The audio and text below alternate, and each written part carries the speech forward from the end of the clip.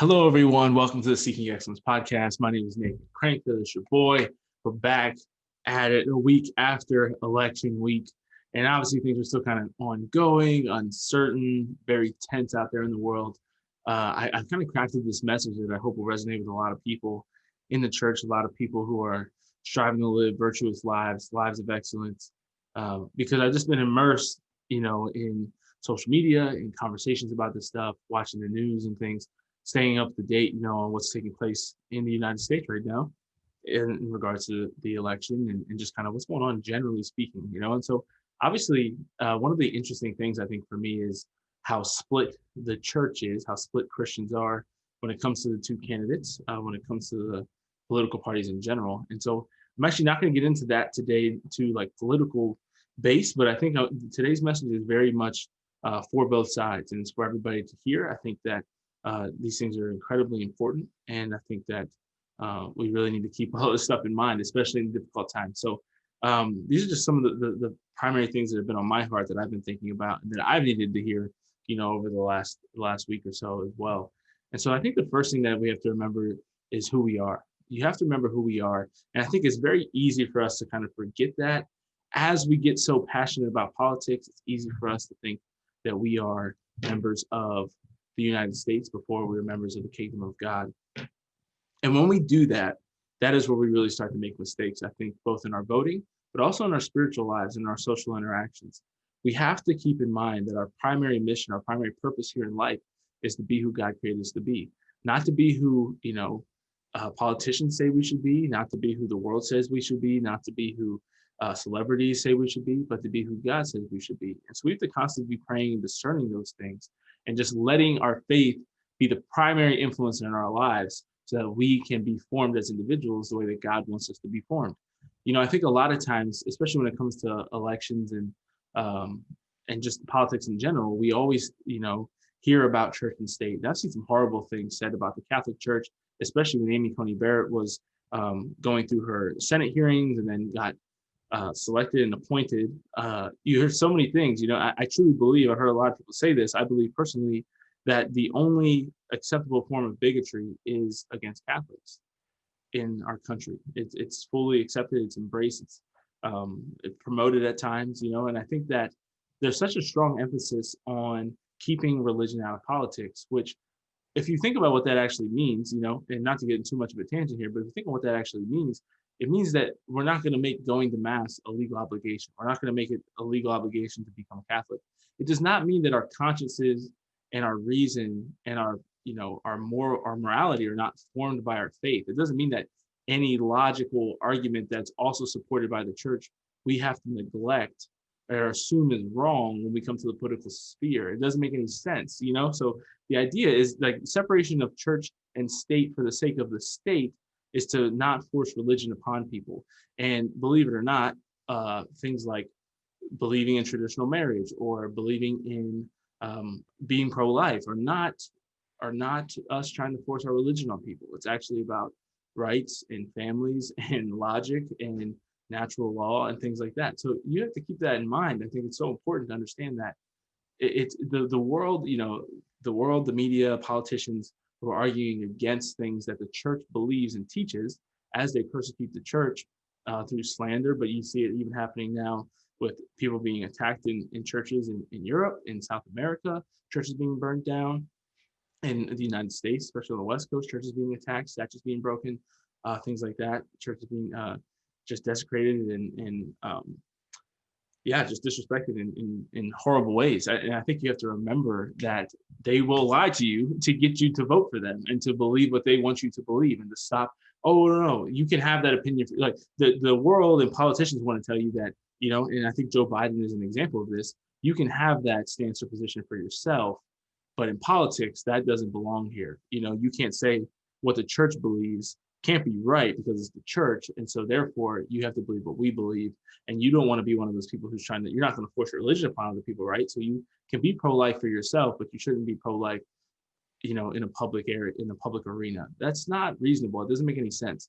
We're not going to force our religion upon people. I have no desire to force people to legally go to mass at all, like none whatsoever. But I do have a desire to force people to protect life from womb to tomb, and to protect the dignity of life, because that's important, right? And you can use very secular, just objective, logical, reasonable arguments as to why that's true. It doesn't need to be because this is what the Catechism of the Catholic Church says on this. So this is what popes have put out in the past. No, it's just logic. Like there's logical secular arguments that support this from a morality perspective, and that's why I believe that it's true. That's why I stand for this.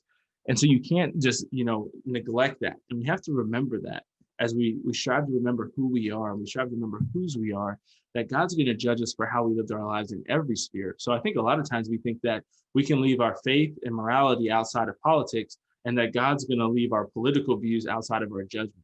That, my brothers and sisters, this is not the case.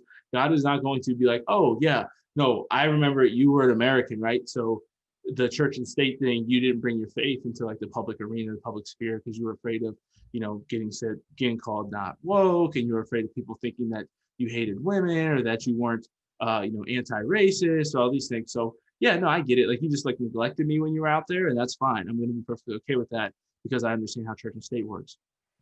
No, no, no, no, no, my friends. We cannot leave our faith out of politics, and our faith will not leave the politics out of our judgment. Our Savior will not leave that out of us. And so we have to keep that in mind as we go forward.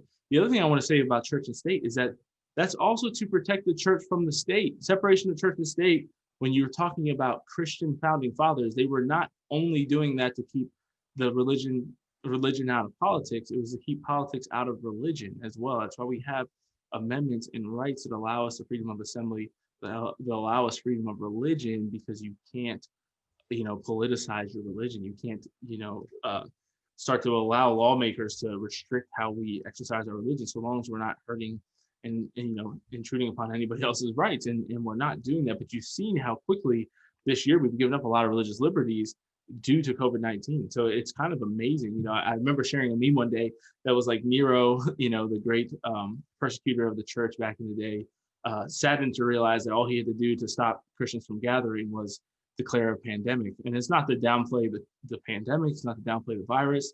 Many people have died, and it's very sad. I don't deny that. But we just have to be mindful of how much we allow the government to just control when our churches can be open and when they can't, because that's a dangerous game to start playing. And I feel like not enough people kind of realize how much of a slippery slope that is, to just say, oh yes, please, tell us when we can go to church and when we can't. You know better than we do. You know better than the bishops, the Pope, better than I do for my family. And you tell me when I can go to church and when I can't. Please let me know when it's safe again, Almighty Master. Like that is a dangerous game to get into, of allowing people to just kind of dictate to you when you can have the freedom of assembly, when you can exercise your rights to worship God in the way that God calls us to worship. You have to remember, as Catholics, we're called to receive communion in the flesh. Sure, we can do spiritual communion, but like that is not the way that Jesus intended for it to happen, And for us to just willingly let the government dictate whether or not we can do that, whether or not you can receive the sacrament of confession. So if you think it's sad how many people have died from COVID-19, also think of how many people have died without last rites, have died without going to confession, have died without being able to go worship God in church and be baptized and be saved. That's sad. You want to know what's sad? Much sadder than martyrs dying is people dying unbaptized, or people dying from, if you think about it on a spiritual level, is it sadder to die having, risked your life through a pandemic for the Eucharist, or to have never been baptized and not receive the Eucharist and, just shut church operations down for 2 years or however long we're going to do this thing for, and then have all those people who have died in the midst of that, because we haven't been doing the work of the church. And so I think this is the balance, you know what I mean? I just try to share things from both perspectives so we can understand that. But again, people, we have to remember who we are. We are not called to be people of fear, like whether or not we're going to be cautious and prudent. Prudence is definitely one of the cardinal virtues, but we're not called to be fearful. And there's a strong difference in that. I remember what it was like, putting my equipment on, putting my gear on to go out in Afghanistan on mission. That's different than being afraid. And you can have like a nervousness or whatever it might be, but you should be prepared in the midst of being careful and being prudent. We're not called to be fearful, and we're certainly not called to spread messages of fear. Being realistic and being prudent and sharing knowledge and wisdom that's confirmed and understood and that is scientifically proven, yes, but just spreading like fear mongering. I've seen so many Christians on Facebook and Instagram just fear mongering, sharing the statistics every single day. One thing that I think is so interesting about, and this isn't a COVID-19 podcast, but this is just on my mind and heart, and I'm just kind of using these to rant, these few weeks. One thing that's been on my mind big time is I truly believe, while I love disclaimers, right? I believe the pandemic is real. I believe that this virus is deadly. I believe all of those things. I believe you should be precautious. I think you should wear your mask and wash your hands, right? I think that if we recorded on a national scale by state every single day in front of people on national television, how many deaths, how many cases, how many of anything that happened, of any disease, of cancer, of car accidents, of gun violence and actual like inner city shootings and murders and all this. If we recorded every single thing like that, we would be terrified of whatever that thing was. And so I do think that, and I don't know how anybody could disagree with that. If you put something in front of people constantly and show that people are dying, and it's now they're not even really talking about the deaths anymore. We're talking constantly about new cases, but they scared everybody at the beginning with the deaths, and now we're just tracking the new cases every day. There's so many new cases. We would be afraid of anything. And so it is, I mean, you can't convince me that that's not a way of striving to control people, striving to influence an election, striving to influence a culture, because it is. There's a reasonable amount of coverage that needs to be done, a precaution that needs to be taken, a prudence that needs to be had. But we don't do that for literally anything. If we spent this much money, time, and energy on anything that kills us on a regular basis, we would almost be able to eradicate that thing, right? Can you imagine if we put this much attention on gun crimes, or if we put that much attention on cancer or heart disease, or these huge medical issues that we have and things that are facing us? It's incredible. It's really incredible to think about just what it would be like. And I think that we'd be afraid of whatever it was. But we as Christians, we're not called to be fearful. We're called to be saints. We're called to be people of joy, people of hope, people of love during this time. And so I want to hit on that, as we go forward. So being people of love, I think one of the main things you have to avoid right now is trying to avoid arrogance. And arrogance is always hard to avoid. Pride is always hard to avoid. Humility is one of the toughest virtues to have. But I just want to tell you, whatever side you find yourself on, we obviously get prideful and arrogant when we think that we're right and when we feel like we're definitely right. And I think one thing you have to remember, as somebody who's gone on quite the political journey myself, quite the spiritual journey myself, is we have to remember the way that God has worked in our lives and how he's currently working in our lives. And I think that we have this, a lot of times we have what I like to call I think or not what I like to call, excuse me, I read this in a book called Made to Stick by Chip Heath. He says that there's this thing called the burden of knowledge. And sometimes we have the burden of knowledge. And what that burden is it says that when you have certain information, right, when you have a lot of knowledge in an area or a subject, it's hard to remember what it was like when you didn't. And so one of my things when I'm arguing with a lot of my political opponents, I can understand because I used to be on their side of seeing things from their perspective. I can more easily, I think, than some remember what it's like and understand their thought process and why they feel the way they do about the topic that's at hand. And I think that that's what we're called to do. And we have to remember is what is it like to, that some people really believe the things that they're telling you, right? They typically do. They're not, like, a lot of people are not maliciously, most people are not maliciously just trying to be wrong, trying to be awful human beings. They could just be very, very poorly, I don't want to say educated, but they could just be misinformed. Because if you don't believe misinformation is real on both sides, then I think you're out of your mind. They could be misinformed. They could just have good intentions and bad influences in their lives. And you really don't know what the cause of somebody's, the root cause of their beliefs or whatever it might be. And so we're called to listen and converse with people and to understand what they feel and what they think, and just to be empathetic in the midst of that, which isn't easy to do, especially when it's something you feel very passionately about. But that's one of the things that I think they should know. We are Christians by our love. That's one of the ways that we can really show that is how do you act when somebody disagrees with you? And I shared with you last week of how I noticed that my heart rate gets going when I start getting disrespected. And I think people are, when I feel like they're malicious, or I feel like they're downplaying the value of human dignity or life or these different topics. But I think that we have to really understand how people feel and start to understand that, really start to release control in these conversations, because that's a lot of times what we try to do. And that is pride. If we truly are on, God willing, on the right side of history, if we're on the right side of church history and our beliefs and the things that we vote for, the things that we stand for are correct, and they are the most important topics and fights of this time, then it is not fully our responsibility to convince everybody to our side. The other side has the burden of doing that, right? Because there is no if there's not God on your side, then it is you just trying to convince everybody of what you believe. But if God is truly, if we are not, I wouldn't say God on your side, if we are on God's side. I saw Father Brian Nolan shared that great quote from Abraham Lincoln earlier today, that somebody asked him, do you think God's on your side? And he said, I don't think about if God's on my side. I hope I'm on God's side. And man, if there's one freaking theme, that might be the title of this episode now. We want to be on getting on God's side. That should be the theme of what we're trying to do right now. But if we're doing that, we have to release control in the same way that we have to release control for evangelization. I say people always get frustrated with evangelization, either because they're not giving their best effort or because they're giving their best effort and they think they can save everybody, right? And Jesus tells us in scripture, and we know just from reason and logic, that we're not going to convince everybody to believe what we believe. That's true for believing that Jesus is the Son of God. That's true for believing that life starts at conception. That's true for believing whatever you might believe and you might feel passionate about. You're not going to convince everybody, and it's not your responsibility to. It's not your job. You don't have to do that. We are called to evangelize. We're called to share the truth, to share our faith, to share our perspective and reason and logic and the knowledge that is behind it. What made that well-formed decision, hopefully. But we're not responsible for changing everybody's minds. And so you have to release control of that, because I think that allows you to be a lot more humble, a lot less worked up, a lot less aggravated by it all, because you should be righteously angry at injustice. And there's injustice that happens all the time. And I think there's a lot of times where we're underwhelmingly upset with injustice. I was thinking this past week, I was like, man, if we all truly understood the truth of abortion, of what's happening every single day. I know a few weeks ago I gave some statistics on that, but what is it, 60 plus million babies killed since Roe v. Wade, and just in the United States alone.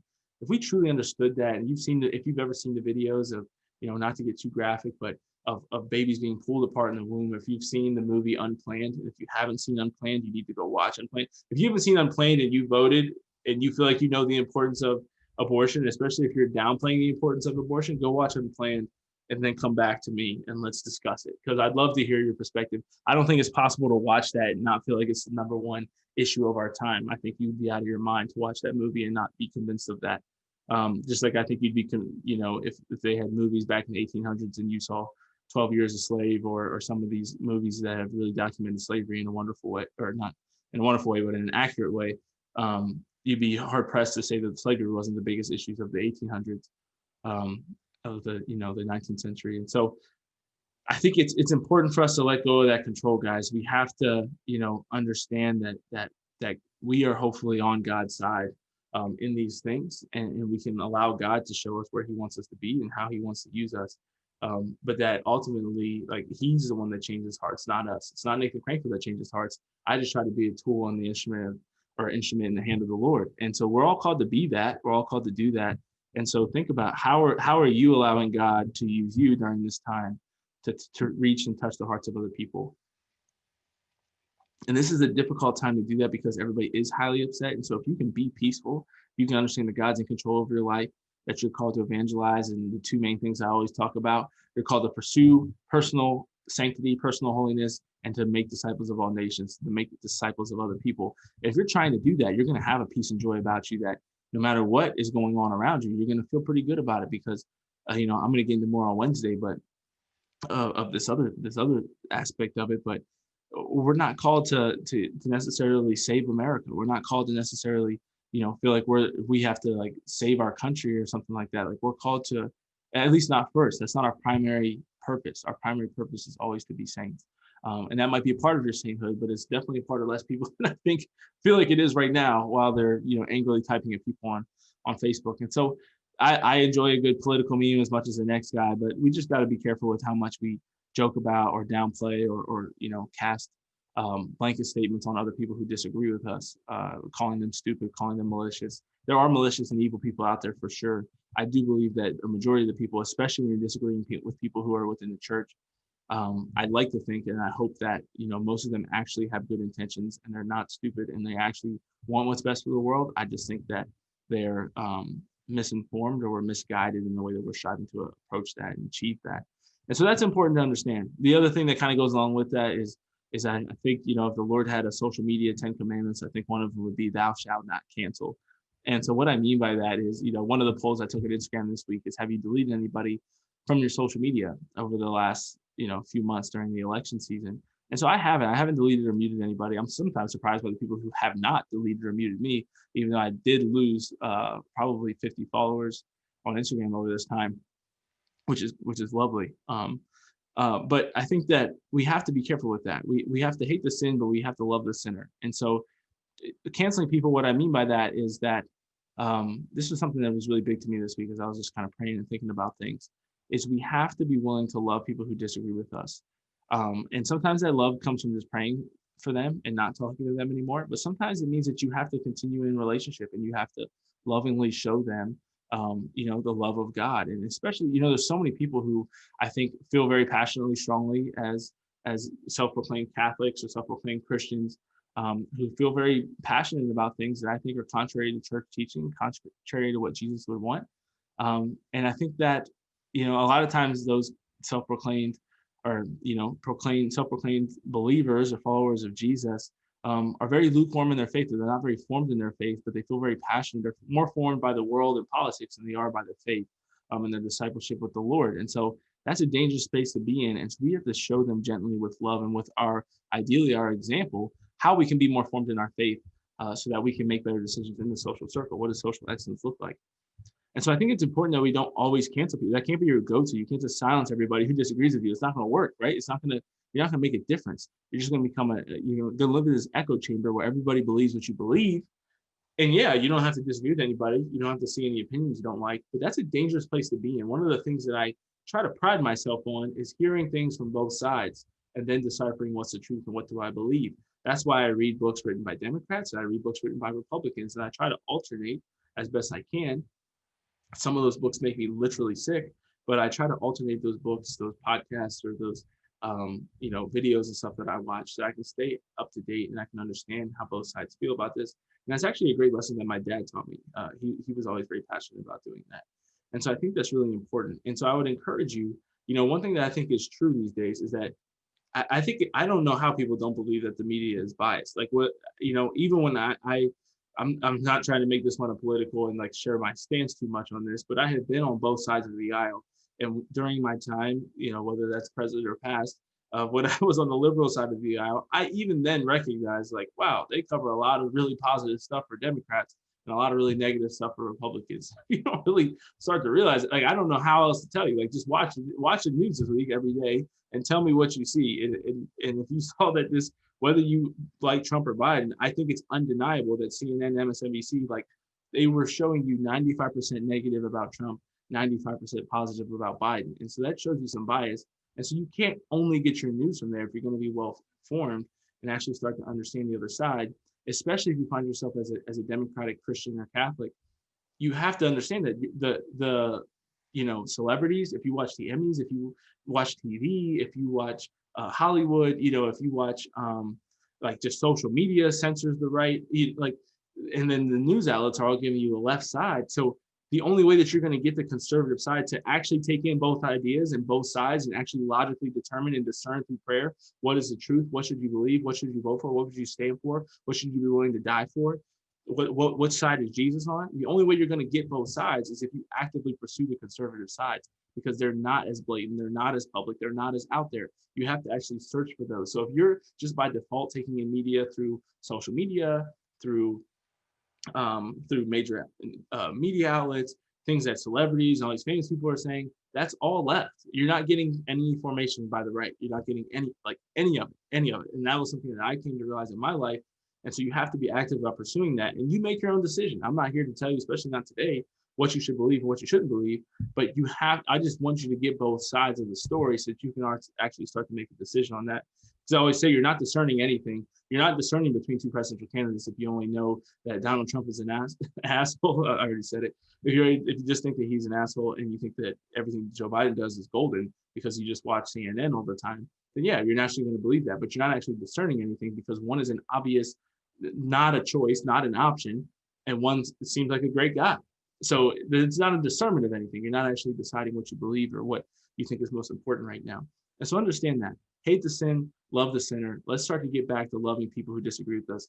Something that really hit me today, no matter which side you find yourself on, what if our modern day, because you read scripture a lot of times and you think about the tax collector, you think about lepers and these people who Jesus went to and approached and loved, and he didn't, not all of them followed him. He didn't stay, like I said last week, he didn't stay with everybody who disagreed with him. He didn't stay with everybody who was morally corrupt. He called them out of their sin and said, I forgive you. I want to show you God's mercy. Come and follow me, learn from me, take on this new life. A lot of people said no, understand that. But I think that he still went out, and approached those people, dined with them, ate with them, sat with them in the midst, this perfect, God man was out here dining and eating with a bunch of, these sinful, awful people. What if those modern day, tax collectors, what if the modern day lepers are these people who, are not just our political opponents, but are the opponents of our culture, the opponents of our church? Who are the opponents of our people now, our fundamental beliefs? The reasons why the Jews back in the day hated the tax collectors is because they felt like they sold them out to Rome. What if it was a political thing? It was all politics. It was all about the taxes and how they were cheating them and how they were, servants of Rome instead of being servants of the Israelites. And so what if our modern day tax collectors, the people we're called to love and to dine with and still, bring into our lives to a certain extent, are the people that we disagree with, all the people who are, avidly pro-choice, or are the people who are just avidly against the church and want to bring us down? And maybe perhaps, the love of God working through us is capable of changing their hearts and minds. And so I think that's really important. The last couple of things I want to remind you are you need to be a peacemaker, and you need to also accept difference in division. So there's going to be people who disagree with you, right? But we're called to be peacemakers, obviously. But that doesn't mean that we're called to be cowards. We're not called to be cowards. We're called to be peacemakers. And Jesus says this. I wish I could remember the scriptures, Jesus or St. Paul, who tells us to be as best, I think it's St. Paul, he's talking to Timothy. He says, as best you can, keep peace with everybody, have no issues with anyone. As best you can. It's not possible to do it with everybody. Don't go out there and start people pleasing and start apologizing for stuff you shouldn't be sorry for sharing the truth. When done with love and, trying to help people to understand those things, or for standing for what's right. But at the same time, let's try to be peacemakers. Let's try to share our opinion in ways that are honorable, in ways that we can look back on in a year or two, and think that we did the right thing, and we tried to love people, and we tried to share what was right, and we tried to be reasonable and logical and lead in this time. But also at the same time, we're not, trying to create this utopia where everybody's going to believe what we believe. There's never going to be differences of opinion. There's never going to be division, because it's going to happen. And Jesus came to cause division. He tells us this, that some will see the light, some will follow him, some will believe in him and love him, and some people won't. And he's going to turn father against mother, or husband against wife, father against son, whatever it was. He said that he came to cause division because his beliefs and Christ's teaching are divisive. And so we have to keep that in mind. And to me personally, I don't believe that either party 100% represents the teachings of Jesus. That's my personal belief. I believe that one party does significantly more than the other, but I don't believe that one party totally 100% represents the teachings of Jesus. And I don't think that either presidential candidate 100% by any means, represents the teachings of Jesus, or, gives us a good example of what it means to be a Christian. But I think that we have to, really understand, how can I strive to bring peace to people? How can I strive to empathize with others, to share the truth with love, to know and take the time to understand where other people are coming from, to hear their pain and their hurt and their experience, so that I can be a better formed American citizen. I can be a better formed Catholic. I can be a better formed man or woman. And then how can I allow God, through entering in my own prayer life, my own study, my own interior life, how can I allow God to use me as an instrument during this time, to use my gifts and talents that he's given me to build up the kingdom of God, to be strong and courageous during this time, not just to run and hide in the corner until all this political stuff is out of the way, because it's not. And us being political is not necessarily a bad thing. It's good that we be engaged in politics. It's good that we know these things. So let's stay engaged in conversation. This is not a time to run and hide, because this is going to be a culture battle. And I'm going to talk more on Wednesday about how it is, this is a largely cultural battle that we're going through. And so it's really important that we understand that we continue to fight the good fight and be who we're created to be. So go out there and be your best. Don't give up. Don't give up your hope. Don't give up your faith. Don't give up your joy. Continue to control the things that you can control. Remain as humble as possible as you can. and just be a peacemaker, be a go-getter out there in the world, a difference maker, a positive um, impact, make positive impacts in the lives of all the people around you, and just continue to strive to be your best. God bless.